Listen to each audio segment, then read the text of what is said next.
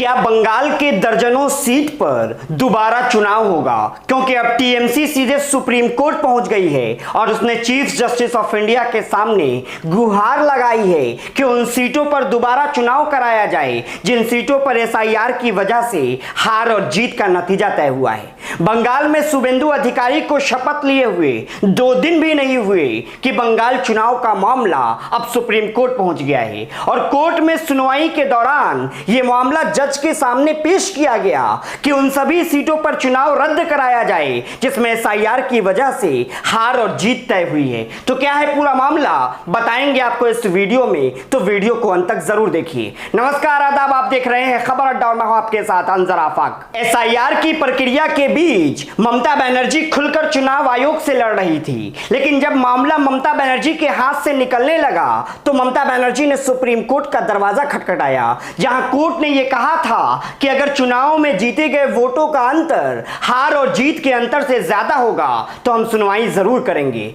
और अब टीएमसी सीधे सुप्रीम कोर्ट पहुंची है और कोर्ट से गुहार लगाई है कि आपने जो बातें कही थी अब उस बात पर अमल करने का वक्त आ गया है, क्योंकि चुनावी नतीजों में 170 से ज्यादा सीटें ऐसी है जिसमें हार और जीत का मार्जिन 30,000 या उससे कम है और एसआईआर में लगभग 170 से ज्यादा सीटें ऐसी हैं जिसमें 30,000 या उससे ज्यादा वोट कटे हैं। और इसी बात को लेकर सुप्रीम कोर्ट में चीफ जस्टिस ऑफ इंडिया और जस्टिस बागची के बेंच के सामने यह मामला रखा गया। भले ही बीजेपी इस बात का जश्न मना रही है कि आजादी के बाद पहली बार उसने बंगाल का किला फतह किया है, लेकिन चुनावी नतीजों के दिन जिस तरीके से ममता बनर्जी ने डंके की चोट पर ऐलान किया था कि जीत बीजेपी की नहीं बल्कि उसके 100 सीटों को लूट लिया गया है। ममता बनर्जी ने कहा था कि बीजेपी और चुनाव आयोग ने मिलकर गुंडई और दादागिरी के जरिए बंगाल की जनता के मतों को लूट लिया है। और उसके अगले दिन ही ममता बनर्जी ने ऐलान किया था कि वो सुप्रीम कोर्ट से लेकर दुनिया की सबसे बड़ी अदालत इंटरनेशनल कोर्ट ऑफ जस्टिस जाएंगी।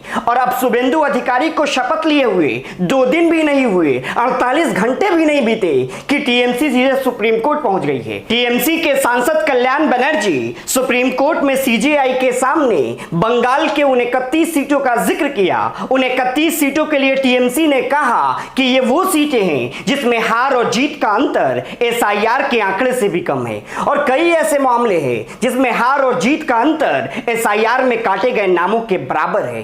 तो टीएमसी ने सुप्रीम कोर्ट के सामने उन 31 सीटों का जिक्र किया जिसमें हार और जीत का मार्जिन एसआईआर में काटे गए नामों से कम है। कल्याण बनर्जी ने सीजेआई को कहा कि अगर इन 31 सीटों में वो नाम नहीं कटे होते या तो ये 31 के 31 सीटें टीएमसी जरूर जीतती। वहीं बाजाप्ता टीएमसी ने एक सीट का जिक्र करते हुए कहा कि एक सीट ऐसी है जिसमें टीएमसी के उम्मीदवार 832 वोट से हार गए और उस सीट पर एसआईआर में 5,432 लोगों का नाम काटा गया।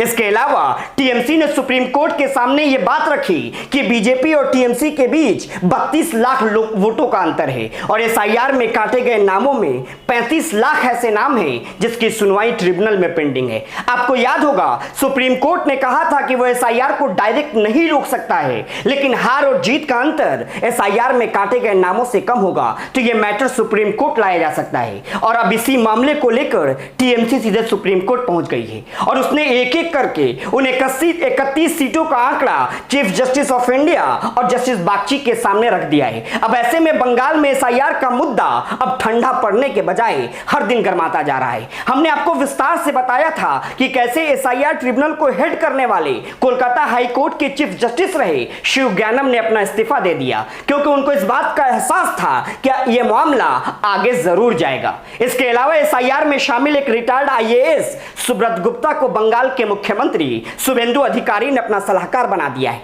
तो देख रहे हैं आप उस खेल को जिन लोगों ने एसआईआर के जरिए बीजेपी की जीत के लिए खेल रचा, अब उन्हीं खिलाड़ियों को बीजेपी सीधे इनाम देकर डंके की चोट पर सम्मानित कर रही है। वहीं बंगाल के मुख्य निर्वाचन अधिकारी के पद पर तैनात मनोज कुमार अग्रवाल को बीजेपी की सरकार ने राज्य का मुख्य सचिव नियुक्त किया है। टीएमसी की सांसद सागरिका घोष ने एक्स पर लिखा कि बंगाल के के मुख्य निर्वाचन अधिकारी मनोज अग्रवाल अब बंगाल के मुख्य सचिव होंगे।